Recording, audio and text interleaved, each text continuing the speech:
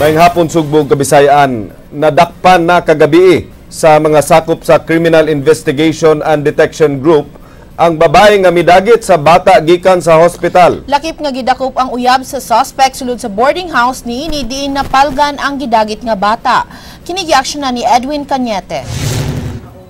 Ang hipi sa CIDG-7 nga si Senior Superintendent Marlon Tayaba, mibutyaga sa wala pa nila dakpa si Felisa Londres, nagsusi-susi sila sa mga silingan ini aron pagsiguro nga ang ilang subject maogyud ang nagdagit sa bata.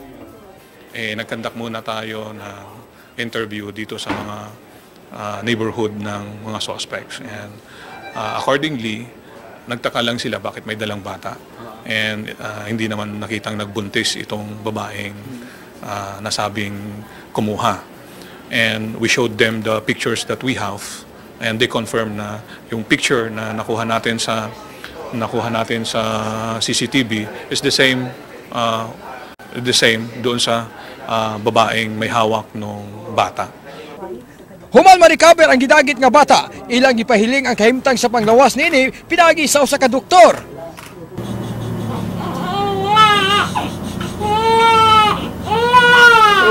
Lagi. Oh. Ha? Sandali lang po. Kasabot ka, wala? Kasabot, sir. Ayun lang yun naman. Naitabo ang panaglali sa suspect nga si Felisa Londres ug si Senior Inspector Delphine Buntuyan sa CIDG-7 sa diyang mireklamo si Londres nga gidakop sila nga walay warrant of arrest. Narami dito sa balay. Narami sa balay, walay warrant of arrest. Dito mig-arrest sa akong Paris. Nya karon, wait sir, please. Ha? Okay ra, thank you. So, ang ako lang sir, i-confirm naman gyud inyo man gyud i-confirm na ako ana ako ato, hindi mo sa i-confirm na ako na. Sige sir, willing ko sir mga ipasaylo sir, willing ko dili. Nag-iiskot ang mga gwarat ng pares. Dili. Sa ato pa. Ako lang gi. Sa ato pa dai. Sayop mi, ikay sakto. Dili sir, ako lang gikuan sa iyang na. Di ba? Ang imong giningon nga wa kay warat ng pares ato sayop mi. Dakop ko na mo kay warat. Wala man. Insakto ka. I-arrest ang binimo ninyo dito sa ba. Warat ng saris man ni naman yung bata, kidnapping man na continuing crime na dai. Apan si Londres hugot nga miangkon nga iyang anak ang bata nga iyang gipanganak sulod sa usa ka taxi niya tong Lunes ug mihiwaka kini ang bata nga gidagit gikan sa hospital. Dagang ingon sa silingan ninyo nga was lang kakita ni mga mabdos kuno ka. Grabe. Nana kuno kay anak. Grabe. Tinuod na ang anak kas taxi. Ha? Kano sa nanganak kas taxi?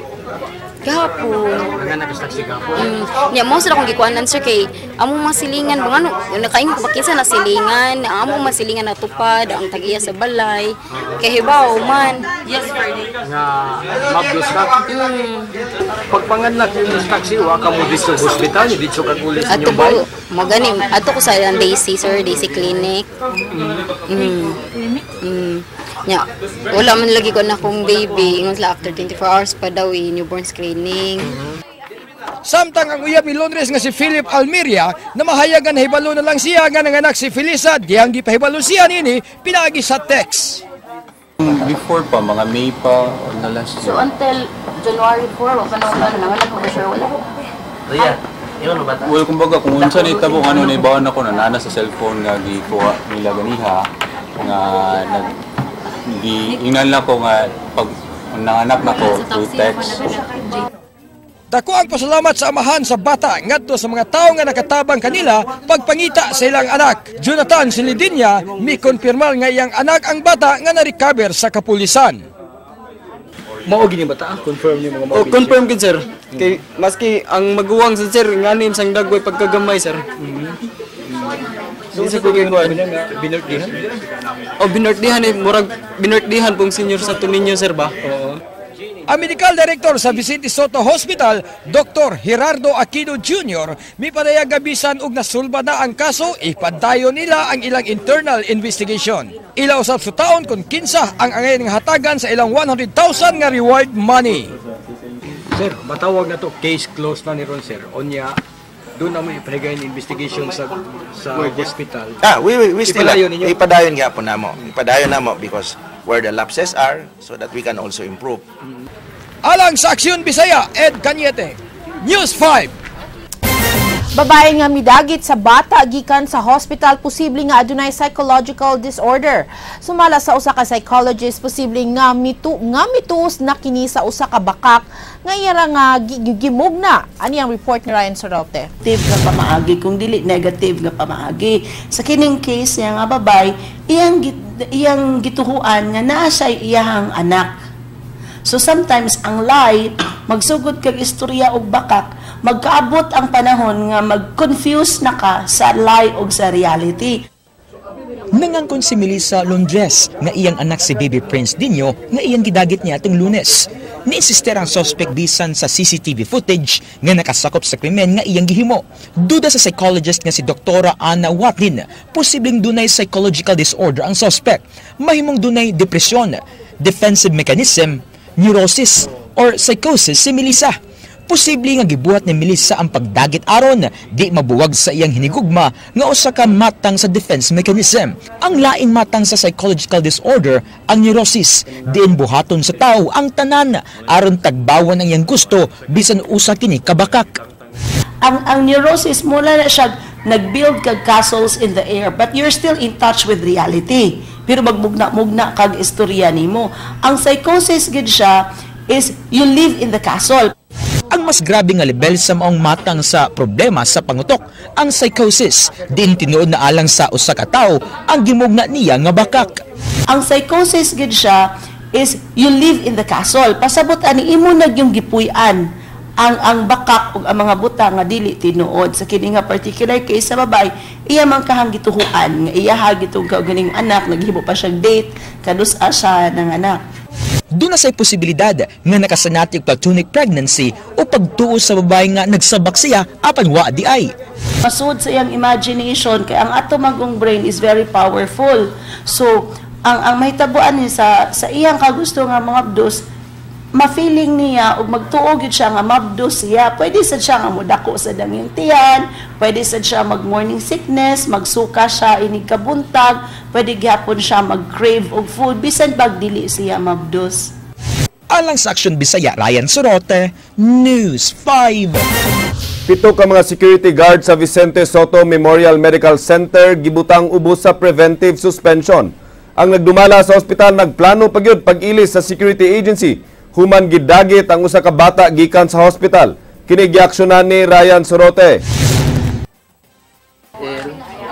Way kasudan ng kalipay ni Jonathan Silendania nga uban na niya ang ilang kamanghuran nga si Prince Nino. Dako ang pagpasalamat ni Jonathan sa tanang mga nakatabang sa pagbalik na sa iyang anak. Wa hinon basulan ni Jonathan ang tambalanan apan ang ilarang mga security personnel nga giingong nagpabaya. Nagduda usab sila nga doon nagyoy kakonsaba ang suspect sa iyang gibuhat sud sa ospital. Ang asawa nga bisag unsaon bisag magpakilog maayo ayo jud tugti kay dili lang kay kamo mausban niya ana.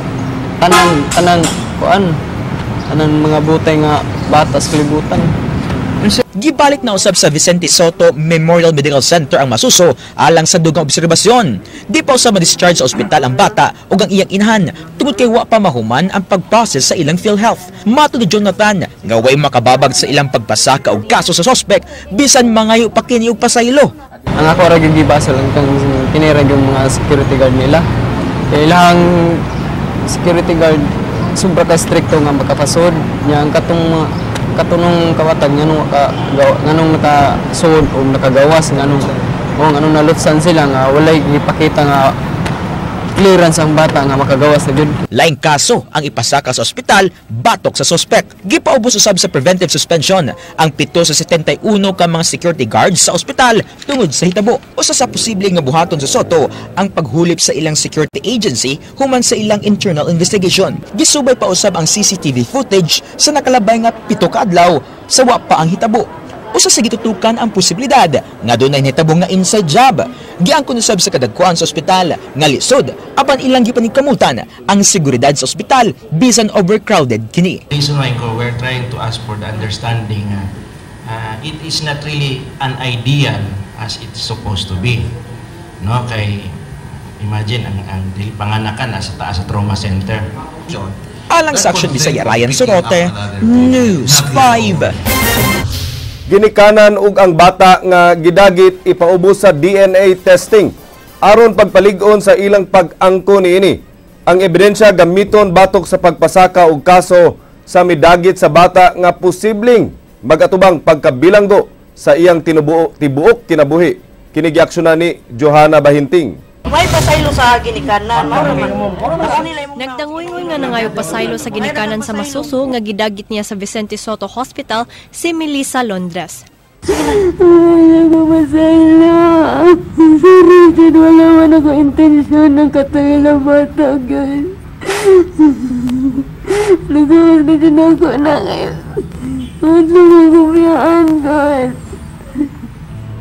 Ano biyaan ang uyam ko, di mo kami okay. Naman ako nakita nila, mapabilin siya. Sorry siya kaya, pero man ako giunsa yung bata. Gatiman man ako, gipalitan man ako balik kahapon. Gani, additional na yung suoton. Wala man ako giunsa yung bata. Minapinan na naman naman sa akong pares. Sumala pa sa sospek nga dako ang iyang pagmahay nga iyang nabuhat ang krimen. Si Senior Superintendent Marlon Tayaba sa CIDG-7 nagkanayon nga sumala pa sa ilang impormasyon, giplanuhan sa sospek ang iyang gibuhat nga pagdagit sa bata. We are aware of that. May na-interview kami. And aside from that, talagang ang gusto niyang kunin is lalaki na bata, lalaki na baby. Because she has the opportunity to take two babies. Apan ang inahan sa sospek dili makatuo nga giplano sa iyang anak ang pagdagit sa bata. Sorry Junior, nagbuhat ang lunis ko. Sa inyo libaman po nito. Nabuti lagi siya sir nakuhaan. Pagkakuha nung kung saan man siya nakuhaan siya lagi makatubag anak. Si Melissa pasarkaan og kasong kidnapping ug mag-atubang siya pagkapriso sa iyang tibuok kinabuhi kung mapamatud-an nga sad-an. Sumala pa sa uyab sa suspect nga si Philip Almeria, duha ka tuig na sila nga nagkauyab apan nagkabuwag sila. Apan ang babae mag-adtuan gihapon sa iyang gipuy-an og mamugos sa pagsulod bisan sirado ang iyang boarding house. Kumbaga ang kanang malaya nga mo na gani nga na-appeal ko kay kumanan dia nagkaambang na siya man na ang kanang anaan ulian sa dila. Miangkon pud si Almeria nga bisan og dili siya ang tinuod nga amahan, gikalipay gihapon niya nga nakasuway siya og atiman og pangga sa bata bisan niini sa makadiyot lang nga panahon. Matod sa DNA analyst sa CIDG nga si Police Chief Inspector David Patriana, ipadala sa CIDG-7 sa Camp Crame ang vocal swab sa mga ginikanan og sa bata aron pagpalig-on sa pag-angkon sa mga ginikanan sa ilang anak. There was a letter request na gipadala sa amo to conduct DNA sampling regarding the incident dito sa Vicente Soto katong allegedly gi-kidnap ang newborn baby, to conduct a paternity test to determine whether that child that was recovered gikan dito sa galito na sa lahong is kung maujud na ang exactly the same baby na gikuha gikan sa Vicente Soto. Alang sa Aksyon Bisaya, Johanna Bahinting, News 5. Ang pagdagit sa usa ka bata sa hospital daling nasulbad gumikan sa gipakatap nga video sa security camera sa hospital. Apan dako og papel ang social media nga mo'y nahimong kahimanan sa pagpakatap niini sa labing daghan nga mga netizens. Ani ang report ni Johanna Bahinting. Serbisyo sa iyang isigkataw mao ang nagtulod sa photographer sa usa ka inilang pamantalaan diri sa syudad aron mangunay og pangita sa bata nga gidagit gikan sa iyang tinuod nga ginikanan sa Vicente Soto Hospital. Si Alan Tangkawan, photographer sa Sunstar Super Balita, mao ang kinaunghang gikontak sa informant nga nasayod sa nagdagit sa bata gikan sa hospital. Ang silingan sa suspect nakakita sa gipost ni Tangkawan sa iyang social media page ang video sa security camera sa hospital. Diin nakita ang suspect nga nagdala sa bata. Kasi sa ato nga nakuha nga CCTV footage sa Vicente Soto, ang iyang physical appearance klaro kayo dito. Then gitan-aw sa nato ang iyang appearance pod kung ikaw nga nanganak may lamang gyud nga mobusok ma imong tutoy o dughan nga na kagi na kag-anak or nakapatutoy na kanya. ipatutoy sa gihangyo na mo nga ipatutoy ang bata, di man siya kamao mo patutoy niya. Base sad sa akong pagtanaw nga naglakaw-lakaw siya sa bakilid nga bahin sa ilang gipuy-an. Kusog man nimo tikang kung bag-o ka na nga nanganak nga babae, maginahinay mo ka nagtikang kay basig mabughat ka. Nya kusog bitaw silang may lagyod nga wa nanganak. Matod ni Tangkawan nga daghan ang mireact sa iyang post sa Facebook, lakip na niini ang silingan sa suspect nga maoy nagtultol kanila sa nahimutangan niini sa Sitio Fatima, Barangay Lahug. Sumala pa ni Tangkawan, wala siya maghuna-huna sa reward nga 100,000 pesos kay naglabaw ang iyang paninguha nga unang makakuha sa balita. Nagpalabi usab ang iyang kaluoy sa amahan sa bata. I-verify, ang nasa ko na is pag-verify man lang kung tinuod ba nga info ang gihatag sa kuha, then ikaduha, mauna ni ang tinuray nga balita nga atong mapaambit sa publiko. Ang ikatulo nga trabaho man gyud nako. Ang ikaupat nga happy ko nga nakatabang ko. So kanang reward is wa na lang ko magunahuna ana nga maako kay ang nasunahuna ato nga is nay hustisya ang pagkawa sa bata. Si Tangkawan uban sa pipila ka sakop sa media ug ang Criminal Investigation and Detection Group miadto sa nahimutangan sa sospetsado nga si Melissa Londres, usa ka call center agent ug sa iyang uyab nga si Philip Winfred Almeria. Alang sa aksyon Bisaya, Johanna Bahinting, News 5.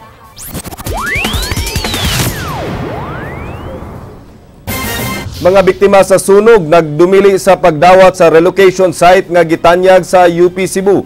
Apan kanhi barangay kapitan sa Lahug nga si karon konsehal sa Dakbayan, Mary Ann de los Santos mipadayag nga sayop ang City Hall sa pagpalaom sa mga biktima sa sunog sa pagpuyo sa maong luna nga dili maila. Kini giaksyonan ni Leslie Caminade-Vistil. The mere fact that they reblock it and misled the victims, they appropriate it, is something very, very alarming as far as I'm concerned. Because it is a very blatant show of disregard of the rule of law. Kini mo'y nakitang sayop ni Konsehal Mary Ann de los Santos sa nahitabo nga kagubot tali sa kagamhanan sa Dakbayan sa Subo ug sa taga-UP Cebu. Alang kaniya, sayop ang pagpalaom sa City Hall sa mga biktima sa sunog nga padayon kining makapuyo sa maong luna. Matod ni de los Santos, kung wa pa manglawgaw ang city government sa gi-offer sa taga-UP Cebu, tuan na unta sa relocation site ang mga nasunugan ug napahimutang na unta kini og tarong. Definitely. They're misleading, there's deceit, there's deception, there's lies, and false hope. Why? Under the guise of what? I don't know. Your guess is as good as mine. Hinay-hinay na nga nagpabarog ug balik sa ilang gipuy-an ang mga biktima sa sunog human sa reblocking nga gipahigayon sa syudad. Ang mga taga Sitio Abukado mipadayag nga di sila mobiya sa dapit. Gawas nga dugay na silang nagpuyo sa yuta sa UP Cebu, wa sila makauyon sa relocation site. Nya pruluya sad na mo, ma'am, no. Kami pa nasunugan, papawaon pa gyud mi. Munag kung kuan pa double kuan na. Kung baboy double dead na mi tanan. Imbis na bangunan pa mi bagi. Giduot na noon mi ba? Matud pa ni Ami Abanyo, di pa sila muhawa og magtukod gyud sila og balay sa luna. Dugang pa niini nga sa gidugayon sa ilang pagpuyo sa maong dapit, maglisod na sila sa pagbiya sa lugar. Wa sab sila'y planong mudawat sa lunang gitanyag sa UP tungod sa kakuyaw sa dapit. Oo, kay ba may UP gyud ni. So anytime muhawa mo? Muhawa mi kun relocation. Nya relocation, unsa man tong relocation bakilid. Nya ang suga daw walay klaro ba. Sama kang Abanyo, wa say planong muhawa si Helen Planto sa dapit tungod silang gidugayon. Matud pa ni Planto, way klaro ang impormasyon nga miabot kabahin sa relocation site. Si Rio Arnaiz, magpaabot sa desisyon silang pamilya, apan kung siya pabuton, di sila mobiya sa dapit. Dili ko gusto, diri ra akong gusto. Kay diri man mi nang dagko god. Kung mamang papa diri na nga matay. Pero ni sayo mo nga dili ni ihang lang. Kabalo mi nga dili amo ah. Pero kung pagkahawaon mo, wiling rasan mo hawa. Wala mi mahimo ug unsay ilang gusto. Pero kami pagustuhan diri ra gyud mi. Depende mag-agadam ko diri sa kuan. Kay dili ko taga diri taga Itimang ko. Sa unang sesyon sa konseho karon tuiga, ilang gideklarar ang Sitio Avocado sa Barangay Lahug nga ubos sa state of calamity. Declaring Lahug of calamity. So can we now proceed, Councilor? Alang sa Aksyon Bisaya, Leslie Caminadi Vistil, News 5. Mas menos karon ang mga contingents nga moapil sa sinulog sa kabataan sa lalawigan kung itandi sa milabay nga mga sinulog. Lakip usab nga mi menos ang mga out-of-town contingents. Ang detalye sa report ni Jinky Rosit. Siyam ka mga contingents gikan sa DepEd Cebu Province Division ang gitakdang magtigi sa sinulog sa kabataan sa lalawigan karong adlawng Sabado. Sa milabay nga tuig, miabot kini og 12. Napulo na lang ang misalmot nga contingent gikan sa Dakbayan ug 7 na lang ang out-of-town contingent. 26 na lang ang kinatibuk-an nga contingent kun itandi sa 37 sa milabay nga tuig. Way pondo nga gitagana ang DepEd ngadto sa mga tunghaan nga mosalmot sa Indigay tungod kay ang local government unit mo'y miabag kanila sa pinansyal nga aspeto. Si Dr. Reyamar Angtud, mipahibaw nga andam na hinun ang nagkalain-laing contingent sa kalungsuran alang sa presentasyon nila karong weekend. Kanang thankful po ta sa Sinulog Foundation, sila dito sa sports center kay naaman sila yung mga ready nga mga sponsor nga ikahatag og kanang mga eskwelahan lugar nga nangita sponsor. Ang matagtinunan nga moapil sa sinulog, madancer man o propsman, una nang gi-assess sa mga magtutudlo. Dili mahimong moapil ang hagbong sa klase. Gipasabot sa DepEd nga bisan og busy sa practice ang mga partisipante apan gikinahanglan gihapon nga balanse kini sa ilang pagtuon. Ma-absent ang mga bata, nag-rehearsal na nga kanang mag-abot na ang tanan. And so ang mga principal pud ana kibaw na sila daan ug unsay mga intervention nga ihatag sa bata regarding sa panahon nga dili sila makasud sa klase. Ang Sinulog Foundation mihatag og 200,000 pesos matag contingent agig abag sa mga tunghaan nga misalmot sa dakong kalihukan. Alang sa Aksyon Bisaya, Jinky Rosit, News 5.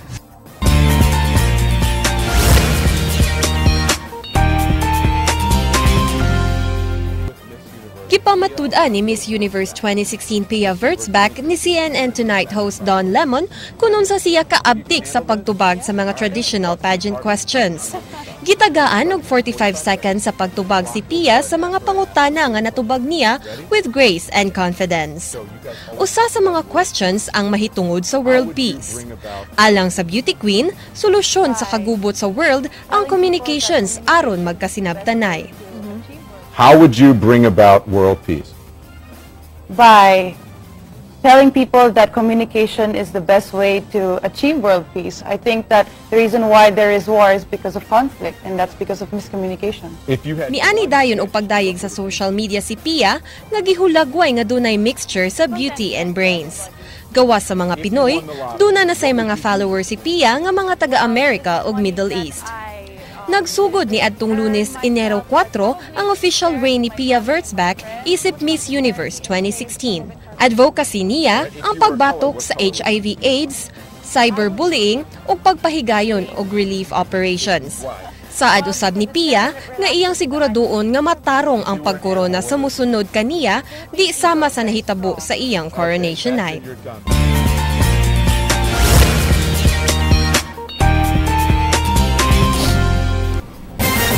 Maugadto ang mga balita sa Aksyon Bisaya. Ako si Glenn Soco. Mga balita nga pundasyon sa ligdong nga opinyon ng konkretong solusyon. Ako si Georgia Herrera. Bisan asa, bisan kanusa. Kapatid. Kay di lang kutob sa balita. Aksyon!